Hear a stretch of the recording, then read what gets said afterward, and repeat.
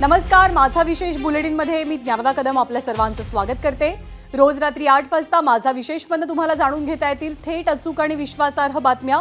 तर आज बुलेटिनमध्ये काय स्पेशल, चला पाहूया। आज दिवसभरात कोणकोणत्या 5 बातम्यांनी लक्ष वेधलं।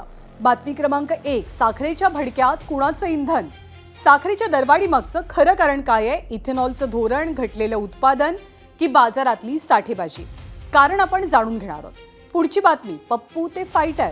गेल्या काही वर्षातल्या भूमिकांमुळे आणि जेनझी आंदोलनांमुळे राहुल गांधींची इमेज बदलू लागली आहे का, याचा आढावा या बातमीतनं बघणार आहोत। पुढची बातमी, आता शाळा नीट होणार, याला कारण म्हणजे सीजेपीचं नवं आंदोलन।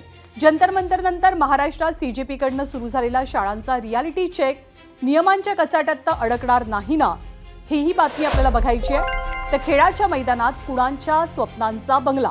महापालिकेच्या धोरणांमुळे मुंबईसारख्या शहरांमध्ये मैदानं शिल्लक राहिली आहेत का, असा प्रश्न नेमका का पडलाय? बातमी क्रमांक 5, गरजेचा महामार्ग की भुर्दंडांचा मार्ग? शक्तीपीठ महामार्गाचा विरोध नव्यानं तीव्र होण्यापाठीमागचं कारण काय, या सगळ्या बातम्यांचा पुढच्या तासाभरात आढावा घेणार आहोत। पण बुलेटिनच्या सुरुवातीला माझा विशेषची पहिली बातमी, कडू झालेल्या साखरेची। जागतिक परिस्थितीतील उलथापालथ यामुळे महागाईनं डोकं तर वर केलंय, पण आता या सगळ्यामध्ये मध्येच साखरेचे दर अचानक वाढलेले आहेत। भारतातला साखर उद्योग सध्या एका अत्यंत संवेदनशील आणि गुंतागुंतीच्या वळणावरती येऊन ठेपलाय। महागाईनं आधी सर्वसामान्यांचं बजेट कोलमडलंय आणि आता साखरेच्या विक्रमी दरानं त्यातला कडवटपणा जरा जास्तच वाढलाय। पण या दरवाढी पाठीमागचं खरं कारण काय? इथेनॉलचं धोरण, घटलेलं उत्पादन की बाजारातली साठेबाजी? याच मुद्द्यांवरनं चर्चा सुरू आहे। इथेनॉलमुळे ऊस उत्पादक शेतकऱ्यांना ऊसाला मागणी मिळू शकते, साखर कारखान्यांना उत्पन्नाचा नवा स्रोत मिळू शकतो आणि त्यातून कारखान्यांची आर्थिक स्थितीही सुधारू शकते। पण साखरेचा पुरवठा कमी पडला आणि मागणी वाढली तर त्याची थेट किंमत ग्राहकाला मोजावी लागते। इथेनॉल मिश्रण योजना देशाच्या परकीय चलनाची बचत करण्यासाठी महत्त्वाची आहे, हे नाकारता येणार नाही। पण ते करताना देशातील जनतेला महागडी साखर खावी लागणं हे सुद्धा अयोग्य आहे। फक्त प्रश्न साखर किती महागली याचा नाहीये, तर इथेनॉल, ऊस, साखर कारखाने आणि ग्राहक यांच्या समतोल कसा साधणार हा आहे।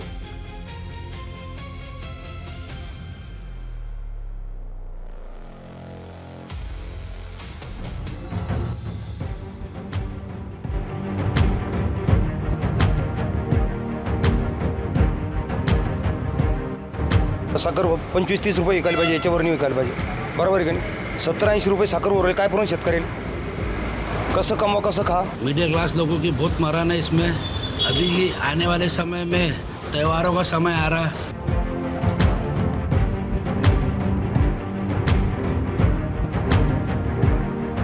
सरकारनं सध्या साखरेचे भाव वाढवलेले आहेत, जे सर्वसामान्यांना परवडणारे नाही आहेत। काय आता काय करायचं म्हणजे आपण जर वाढवायचं एवढंच करायचं। कस्टमर नाराज होते एकदम। 5 रुपये 10 रुपये चहा वाढवलाय आम्ही।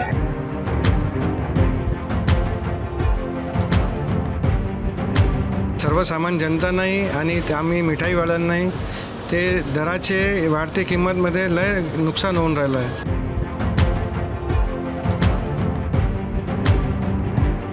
हे साखरेपासून जे पदार्थ बनतात, आता पेढे असतील, आमचे साखरपुड्याने असतील, बत्ताशे असतील, याचा फटका आम्हालाही बसणार, सोबत गिरायकाला बसणार।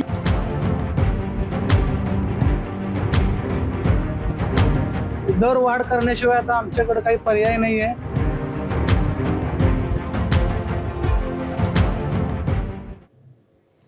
तर साखरेचे दर वाढण्यासोबत अडचणी सुद्धा कशा वाढल्यात, त्याच्या प्रातिनिधिक प्रतिक्रिया आपण पाहिल्या। साखरेच्या दरानं अचानक घेतलेली उसळी आता फक्त महागाईपुरता विषय राहिलेली नाहीये, तर त्याचं रूपांतर राजकीय संघर्षात सुद्धा झालंय। ग्राहकांच्या खिशाला कात्री लागली आहे। शेतकरी म्हणतोय की वाढलेल्या दरांचा फायदा आम्हाला मिळतच नाहीये, तर सरकारकडनं जागतिक परिस्थिती आणि उत्पादनामागची घट दाखवली जाते। मग साखरेच्या या गोडधंद्यामागचं गौडबंगाल नेमकं काय आहे, ते जाणून घेण्यासाठी हा विशेष रिपोर्ट पाहूया। घरच्यांना चहा द्यायचा की नाही हा सुद्धा प्रश्न पडलाय। दैनंदिन जीवनामध्ये ज्या गरजेच्या वस्तू आहेत त्या वाढल्यामुळं सण आपण लिमिटेड साजरे करणार का? गेल्या 2 दिवसात जी दरवाढ झालेली आहे ही अनैसर्गिक दरवाढ आहे।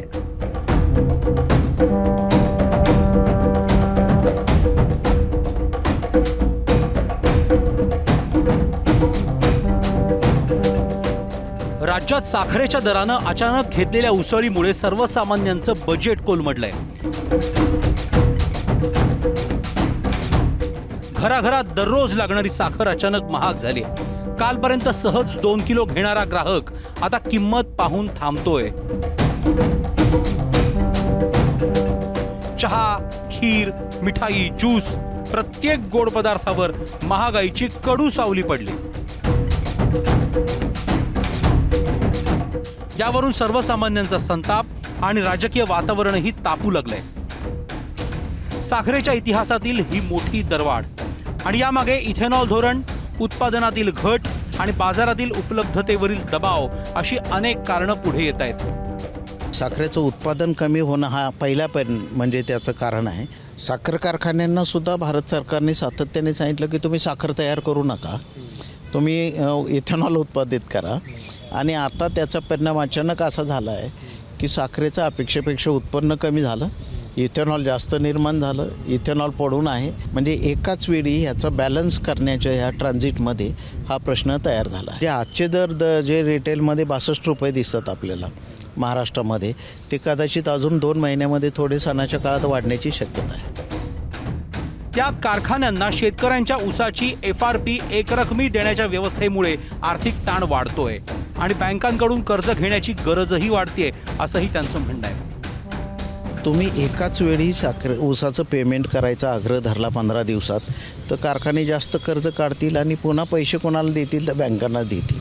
अशी व्यवस्था करण्यापेक्षा पूर्वी 2 ते 3 टप्प्यात जेव्हा शेतकऱ्याला पैसे मिळत होते FRP, त्यावेळी हे कारखानदारी चांगली चालली होती. हे सगळं विस्कळीत होण्यामध्ये हा एक महत्त्वाचा मुद्दा आहे. बँकांचा फायदा होतोय, शेतकऱ्यांना याचा काहीच फायदा शेतकऱ्याला याचा काही फायदा नाही. मात्र शेतकरी नेत्यांचं मत वेगळंच आहे. माजी खासदार राजू शेट्टी यांचा आरोप आहे की ही दरवाढ नियोजनबद्ध असून त्यामागे मोठ्या आर्थिक हितसंबंधांचा प्रश्न दडलाय. तर रविकांत तुपकर यांचा दावा आहे की वाढलेल्या दराचा फायदा शेतकऱ्यांपर्यंत पोहोचतच नाही.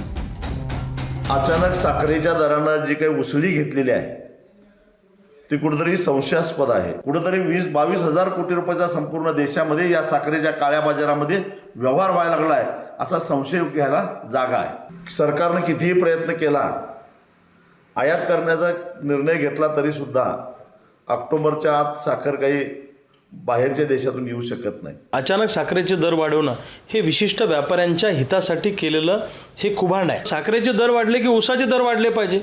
दुर्दैवाने ऊस उत्पादकांनाही त्यांचा भाव मिळत नाहीये आणि ग्राहकांनाही महागाईत साखर घ्यावी लागते. वैद्यकीय शिक्षण मंत्री हसन मुश्रीफ यांच्या मते या संकटामागे केवळ सरकारी धोरण जबाबदार नाही, तर जागतिक घडामोडी आणि यंदाचा जेमतेम 90 दिवसांचा गाळप हंगाम यामुळे साखरेच्या उत्पादनात घट झाली आहे. यावर्षी साखरेचा सीझन फार कमी झाला होता. आपल्या देशातली कमतरता आणि ब्राझीलची टंचाई यामुळे साखरेचे दर जरी वाढले असले तरी आपल्या देशातील कारखान्यांना, विशेषतः आपल्या पश्चिम महाराष्ट्र कारखान्याला त्याचा फार कमी फायदा होता. तर साखर शिल्लक नाही आमच्याकडे. इथेच या संपूर्ण राजकारणाचा विरोधाभास समोर येतो. साखरेचा भाव वाढला, पण शेतकऱ्यांच्या हातात किती पैसा गेला? यावरून शेतकरी नेते सरकारला, साखर कारखानदारांना फैलावर घेत असताना योग्य अभ्यास आणि धोरण असेल तर या वाढलेल्या दराचा फायदा शेतकऱ्यांनाही मिळू शकतो, असं मत माजी साखर आयुक्तांनी ABP माझाशी बोलताना व्यक्त केलं. अजून 301 रुपये शेतकऱ्याला जास्त मिळू शकतात जर हे पैसे बँकांना जायचे बंद झाले तर. म्हणजे हे करता येणं शक्य आहे, पण त्याला थोडा बारकाव्याचा अभ्यास करून मग धोरण ठरवायला पाहिजे. दरम्यान साखरेपाठोपाठ गुळाचे दरही वाढलेत. ठोक बाजारात साखर आणि गुळाचे दर 5,800 रुपये प्रति क्विंटलपर्यंत पोहोचल्याचं सांगितलं जात आहे. गेल्या महिन्यापासून साखर आणि गुळामध्ये खूप तेजी आलेली आहे. जवळजवळ 50 रुपये किलो गुळ होता, त्याची आता किंमत 75 रुपये झालेली आहे. साखरेचा बरोबर गुळ चालत आहे, त्याच्यासाठी खूप महागाई झालेली आहे. साखर आज 1 महिन्यापूर्वी 45 ते 50 रुपये दर होता, त्याची आता 75 रुपये डायरेक्ट वरचे भाव झालेले आहेत आणि चिल्लरमध्ये 80 रुपये विक्री चालू झाली. त्याचा फटका मिठाई व्यावसायिकांना बसतोय आणि पुढचा फटका थेट ग्राहकांना बसण्याची शक्यता आहे. कारण उत्पादन खर्च वाढला तर मिठाईचे दर वाढवण्याशिवाय पर्यायच नसल्याचं व्यापाऱ्यांचं म्हणणं आहे. 40 रुपयाचा रेट 70 रुपये झालाय, म्हणजे जवळजवळ 75% दरवाढ झालेली आहे गेल्या 15 दिवसातच. तर एवढ्या प्रचंड प्रमाणात दरवाढ झाल्याने व्यवसाय करणं फार मुश्किल झालेलं आहे. पूर्वी आपण 40 ते 45 रुपये किलो घेत होतो, आता 70-75 रुपये किलो झाली, म्हणजे जवळपास डबल साखर झाली. साखर महाग झाली, पण प्रश्न फक्त दरांचा नाही. भाव वाढीचा फायदा शेतकऱ्यांना नाही. महागाईमुळे ग्राहकांचं तोंड कडू झालंय आणि सरकारचं बोट जागतिक परिस्थितीकडे. मग या साखरेच्या राजकारणात गोडवा नेमका कुणाच्या वाटेला जातोय? कारखानदार, बाजार की साठेबाज? आणि सगळ्यात मोठा प्रश्न, दिवाळीपर्यंत सर्वसामान्यांच्या स्वयंपाकघरात गोडवा परत येणार का? मंदार गोंजारीसह ब्युरो रिपोर्ट, ABP माझा. साखरेसारखं गोड बोल असं आपण नेहमी म्हणतो, पण आज ही साखर बोलणाऱ्याच्या नाही तर विकत घेणाऱ्याच्या तोंडाला कडू चव चाखवते. ज्या पदार्थाचं नावच गोडव्याशी जोडलं गेलंय तोच आज सर्वसामान्यांच्या महिन्याच्या बजेटमध्ये सर्वात मोठा विलन बनलाय. कालपर्यंत चहामध्ये 2 चमचे साखर टाकताना विचार करावा लागत नव्हता.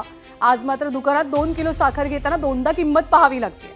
या दरवाढीतली मेख म्हणजे ही दरवाढ ज्याच्या ऊसापासून साखर तयार होते त्या शेतकऱ्याच्या घरात गोडवा घेऊन आलेली नाही.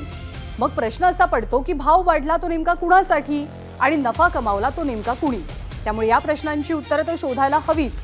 सोबतच शेतकऱ्याला योग्य भाव, ग्राहकाला परवडणारी साखर आणि बाजारात पारदर्शक व्यवस्था या तिन्ही गोष्टींचा समतोल साधणं ही सरकारची जबाबदारी आहे. कारण साखर कितीही महागली तरी या साखरेच्या राजकारणात शेतकरी आणि ग्राहकाच्या वाट्याला कडवटपणा येता कामा नये.